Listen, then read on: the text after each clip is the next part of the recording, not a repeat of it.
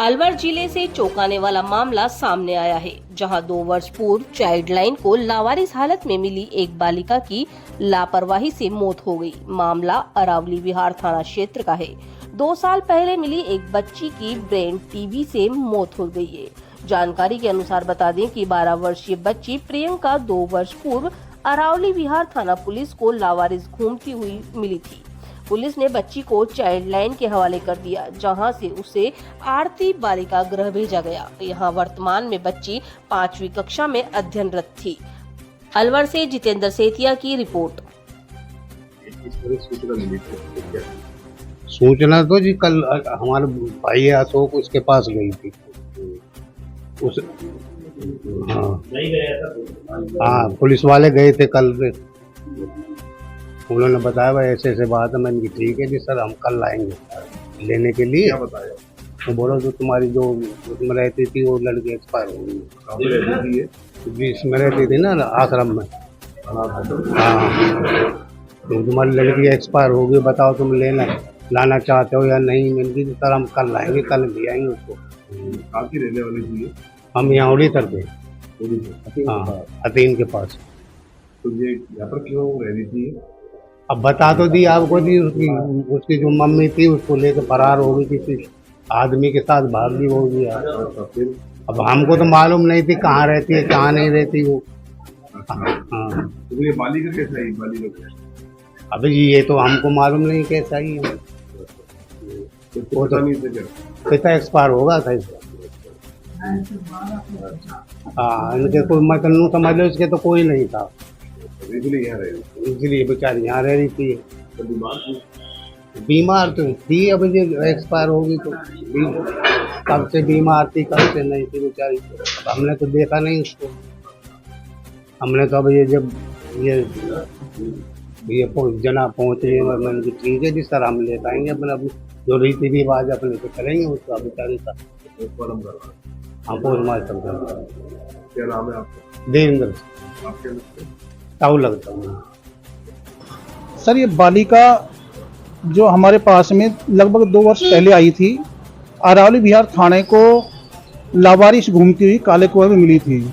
अरावली विहार थाने ने CWC के आदेश से हमारे पास प्रेस दिलवाया था और बालिका तब से रह रही है और इस समय वर्तमान में कक्षा 5वीं में अध्ययनरत थी बच्ची। ये 26 जनवरी के बाद में ये बच्ची स्कूल जा रही थी रेगुलर, कोई दिक्कत नहीं थी। 29 तारीख को थोड़ा बच्ची की तबीयत खराब होने के कारण स्कूल नहीं गई, तो हमने पूछा बेटा क्या हुआ, तो थोड़ी तबीयत डाउन बताई। तो हमने तुरंत सैटेलाइट चिकित्सालय में 29 तारीख को दिखाया, तो वहाँ डॉक्टरों के द्वारा जो जांच करवाई थी ब्लड वगैरह की सबकी, तो नॉर्मल थी। बाकी एक्सरा भी करवाया था उन्होंने, तो लग रहा था कि इस बच्ची के टीबी है सीने पर। लेकिन उन्होंने जैसे ट्रीटमेंट दिया और एक इंजेक्शन बोला था उन्होंने, भाई एक 600 mg का इंजेक्शन लगना है, तो उन्होंने बच्ची को कुछ खिलाने के लिए बोला, तो हम होम पे ले आए, बच्ची को खिला के फिर बाद में ले गए। इंजेक्शन भी लगा दिया था। नेक्स्ट दिन कोई जांच रह गई थी जो जयपुर जानी थी, तो वो 30 तारीख को हमने जांच करवाई। उसके बाद में बालिका को जो ट्रीटमेंट दिया गया था वो इंजेक्शन वगैरह वो तो दे दिए थे। अचानक रात में तबीयत खराब होती है लगभग 4 बजे, तो अविलंब हमने सरकारी हॉस्पिटल इमरजेंसी में दिखाया। यहाँ इन्होंने बोला कि बालिका की उम्र 14 साल से छोटी है, तो आप शिशु चिकित्सालय ले जाएं। तो हम वहाँ ले गए। उन्होंने बच्ची को ICU में रखा कि भाई इसको एडमिट कर रहे हैं, तबीयत खराब है। उसके बाद में बच्ची 5 दिन तक ICU में रही और उन्होंने MRI भी करवाई थी। MRI पे पता लगा कि इसके ब्रेन में टीबी है, तो उसका ट्रीटमेंट जारी रखा। बच्ची में सुधार हुआ और जनरल वार्ड में उसको शिफ्ट कर दिया 5 तारीख को। 5 तारीख से लेकर 10 तारीख तक जनरल वार्ड में थी। शाम को लगभग 5 बजे आसपास तबीयत खराब हुई। डॉक्टरों ने मुझे फ़ोन किया। हम यहाँ जो हमारा साथ में थी स्टाफ, बच्ची को देखा, तो हमने भी आकर देखा कि तबीयत खराब है। बच्ची को तुरंत वापस ICU में लिया, लेकिन इन्होंने बोला कि हमारे पास बच्चों में इतना बड़ा ICU वार्ड नहीं है, न वेंटिलेटर है। तो रात को लगभग 10 बजे हमने इस बच्ची को बड़े हॉस्पिटल में राजीव गांधी में वेंटिलेटर पे लिया। 12 बजे तक मैं बच्ची के साथ में यहीं रहा, वेंटिलेटर के पास में स्टाफ था पूरा। और उसके बाद में सुबह 6:51 पर बच्ची की मृत्यु हो गई, जिसकी सूचना मिलते ही अविलंब हम हॉस्पिटल पहुंचे।